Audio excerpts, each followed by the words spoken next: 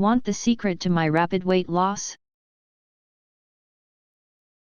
Gonna preface this with the fact that I have anorexia, so read at your discretion if it can be potentially upsetting. One day as I was hanging around in my school's biology labs talking to professors, my academic advisor walked in. I had just started treatment because I lost upwards of 20 pounds in 2 months and needed to get back on the wagon to stay in school. Since my advisor had walked in on the conversation, I was hoping to segue into bringing her aside to talk about extensions. Nope. She came into the conversation with, "Wow, I wish I could lose weight like that."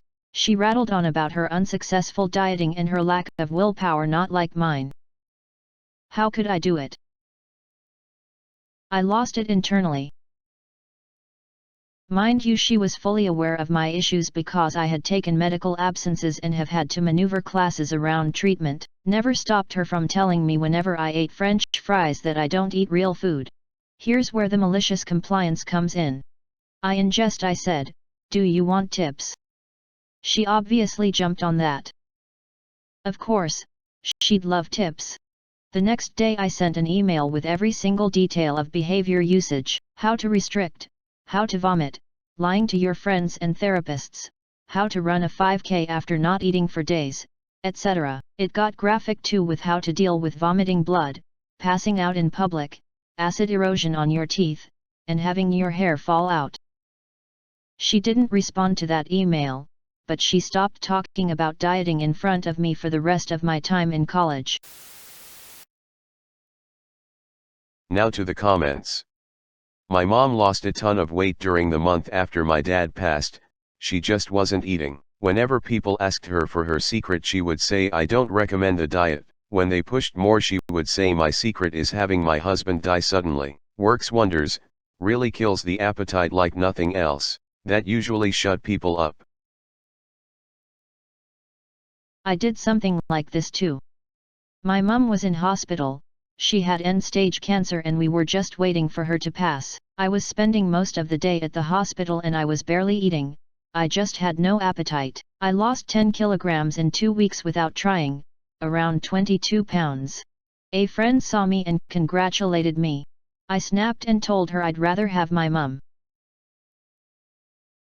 I'm saddened to hear that you lost your mum. I don't know what I'm going to do when my mom passes. I try not to dwell on that thought and instead focus on spending time with her. I watched my mom cope with her father's death when I was a child and her mother's death when I was a young adult. Both times, it was hard. She really struggled. 2020's made actually seeing her difficult. Mostly been 10-minute phone calls here and there throughout the week. Occasionally she'll drive by my house and chat with me across the lawn, her in her car and me on the porch. I miss playing cards with her and giving her poor old shoulders a massage.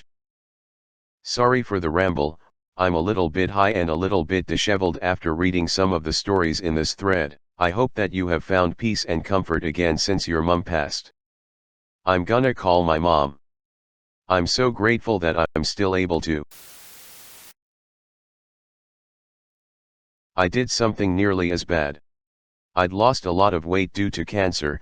I knew I had it, but it took the doctors 8 months to diagnose it, so the tumor was the size of a honeydew melon on my kidney. I'd also dropped 45 pounds. I saw someone I hadn't seen in ages who would not shut up about the weight loss, so I said I'd been ill, just officially been diagnosed, so still a bit shocked, but she still wouldn't shut up, so in the end, after telling her 4 times I was ill, I just shouted, "I've got ducking cancer, okay? There, do you want to lose that way? Please have it and give me my weight back, because I'm still waiting to hear if it's ducking terminal or not." It wasn't terminal, and today I found out I'm 6 years cancer free but have just lost another 30 pounds, so more tests. Good luck with the tests. I had lost a lot of weight, just over 90 pounds, so very noticeable. I went to something at my church, and a lady I hadn't seen since I had started losing came up and asked, "Are you sick or are you intentionally losing weight?" I said it was intentional and she said good and walked away. She was the only person who didn't automatically congratulate me. Edit, thank you for the award. My carpet fitter said that, he said, "You've lost a lot of weight, is that a good or bad thing?" the nicest way to put it, and I've used it since. I'm upvoting because good on you for educating someone who should have known. Best of luck on your travels, and I hope you continue to heal and get well. I ended up in hospital a few years ago and a similar thing happened. I had lost around 2 stone, 28 pounds, I was close to passing out because I very underweight, had a huge infection going on somewhere. The first comment after hearing I had lost all that weight in 2 weeks: wow, I wish I could lose weight that easily, amazing. That was from a AE nurse, accident and emergency, at the hospital. When I was in hospital for anorexia, the AE nurse, while holding my arm, said, "Wow, you're tiny, like." Yes. That's why I'm here.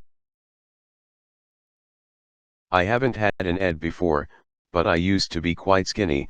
The doctor at one point said that I could faint at any moment. The offhand comments that you get everywhere are the most annoying ducking shit ever. Like, fine, I expect it from everyday people, but from professionals who are supposed to make you feel comfortable, not livid, it's worse. Sorry for ranting, lol, hope you're doing better. As a former academic advisor, myself, next time anything like this happens to anyone, please CC the college dean. If she truly had documentation on file of your illness, this is grossly unacceptable and abusive behavior on her part, and is in fact grounds for a change of advisor, minimum. Editing to say, thank you to the beautiful souls who gave me awards today. I've been really out of it, battling a sinus infection, and these awards really brightened my day and made me feel almost human again. I absolutely second this.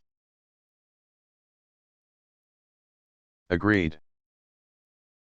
Anyone reading this, please report it.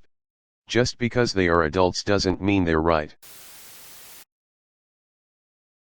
My best friend once dated a girl that was anorexic. She was super skinny, but I had no idea she suffered with the disease. We ordered a pizza one time as a group and she ate about 2 bites of pizza, and I gave her a hard time about throwing out almost a whole slice of expensive pizza. She proceeded to tell me she had anorexia and it was the first time she had eaten in front of a large group of people in weeks, and she was actually feeling pretty good about herself. I felt about 2 feet tall, but I learned a very good lesson that day. Edit, because Reddit requires a pun on every post with more than 30 upvotes, it is better to remain silent than to speak the truth ill-humoredly, and spoil an excellent dish by covering it with bad sauce. St. Francis de Sales. I remember being given a hard time when I went away with my karate class. I was the youngest there by about 20 years. Just a teenager. They were a good group, and sometimes it was just me and the men going away to seminars and comps. I'm a girl. They would get upset with how little I ate when I was around them. I remember one time we got pizza. This was after having no breakfast or lunch and spending all day at a seminar. I ate 1 slice of a large pizza and it filled me up. It felt huge to me. It was thick and full of toppings. That 1 slice was probably bigger than the half a medium thin crust my mum would feed me when I had pizza at home. Having to explain it was more than I would usually get in a meal was hard. I wasn't anorexic, just had a mum feeding my 5'11" self kid-sized meals. I could barely finish a happy meal. I got to university, got introduced to regular-sized plates. I had a kid-sized plate at home, and realized how bad it was at home. Hell, those small cans of beans would be too much to eat. What the hell is your mom's deal? They deserved every graphic detail. I hope you are doing better. EDS are really hard to get over, but you know that. Keep fighting. When people started to refer to eating disorders as ED, which has historically been used to refer to erectile dysfunction, but it always throws me off. I know, but it's something I learned here. Makes you do a double take, until you get used to it. Good for standing up for your mental wellness. Wish you luck and success on your road ahead.